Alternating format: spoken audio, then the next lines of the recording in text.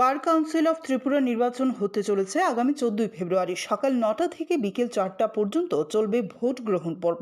Vote গণনা হবে 21 ফেব্রুয়ারি। মোট 15টি পদ রয়েছে, এর মধ্যে 11টি পদের জন্য নির্বাচন হবে। প্রতিদ্বন্দ্বী রয়েছেন 14 জন। বুধবার এক সাংবাদিক সম্মেলনে এই কথা জানান রিটার্নিং অফিসার তথা প্রাক্তন বিচারপতি সুভাষ চন্দ্র দাস। এদিন ত্রিপুরা উচ্চ আদালতে এই সাংবাদিক সম্মেলন হয়। উচ্চ আদালত ছাড়াও প্রতিটি জেলা সদরে মোট 8টি পোলিং স্টেশন করা হবে। তিনি আরও বলেন, ত্রিপুরা হাইকোর্ট বার কাউন্সিল নির্বাচন যেন সম্পূর্ণ অবাধ, সুষ্ঠু ও শান্তিপূর্ণভাবে সম্পন্ন হয় সে বিষয়ে সকল পক্ষকে সচেতন থাকতে হবে। একই সঙ্গে তাঁরা আইনজীবী মহল সহ সংশ্লিষ্ট সকলের সহযোগিতামূলক ভূমিকার উপর জোর দেন। উল্লেখ্য, প্রতি বছরই এই বার কাউন্সিলের নির্বাচন হয়। এই নির্বাচন ঘিরে আইনজীবীদের মধ্যে ব্যাপক সাড়া পরিলক্ষিত হয়।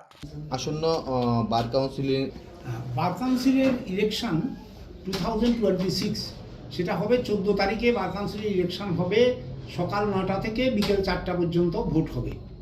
এবং এই ভোটের জন্য আগরতলা হাইকোর্ট প্রেমিসেসে 7টা বুথ হবে, 7টা পুলিং বুথ।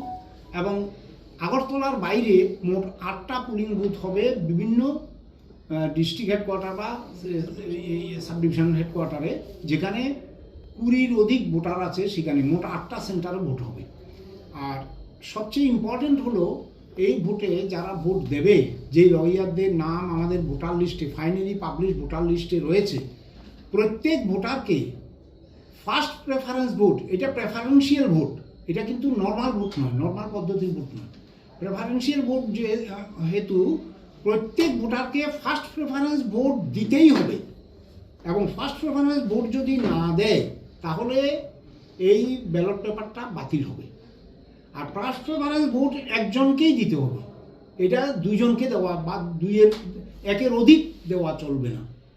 আর প্রত্যেকটা ভোটারকে অ্যাটলিস্ট 5টা ভোট দিতেই হবে। মোট আমাদের 15টা সিট, 15টা সিটের মধ্যে একটা কোঅপ্ট করবে বার কাউন্সিল অফ ইন্ডিয়া, সেটা একটা সিটে ভোট হবেই না। আর বাকি 14টা যে ক্যান্ডিডেট ইলেক্ট করার কথা ছিল, সেই 14 জনের মধ্যে সুপ্রিম কোর্টের কেস অনুযায়ী, যোগমায়ার কেসে সুপ্রিম কোর্ট ডাইরেকশন দিয়েছে যে 30% seat should be reserve for the women advocates. এবং এর কারণে 3টা পোস্ট রিজার্ভ থাকবে মহিলাদের জন্য। এবং এই আমাদের যখন নমিনেশন আমরা ইনভাইট করেছি তখন মহিলা ক্যান্ডিডেট ছিল 3 জনই।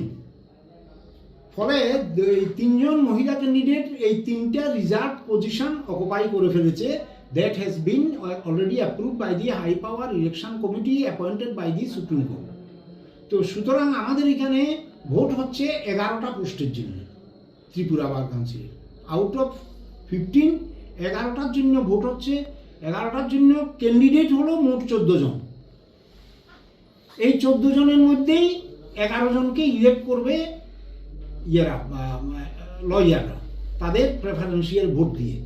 তো এটা হলো মোস্ট ইম্পর্টেন্ট পার্ট, হলো যে ভোট ফার্স্ট প্রেফারেন্স ভোট দিতেই হবে, ন্যূনতম 5টা ভোট দিতে হবে।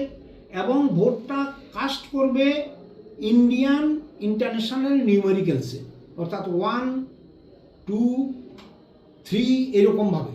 এটা ওয়ার্ডও দেওয়া যাবে না বা অন্য কোনো হরফে দেওয়া যাবে না, এইভাবে ভোটটা কাস্ট করতে হবে। এবং ব্যালট পেপার একবারেই একজন ভোটারকে দেওয়া হবে। যদি that ballot paper is spoiled, কোনোভাবে নষ্ট করা হয়, তাহলে দ্বিতীয়বার কোনো ব্যালট পেপার কোনো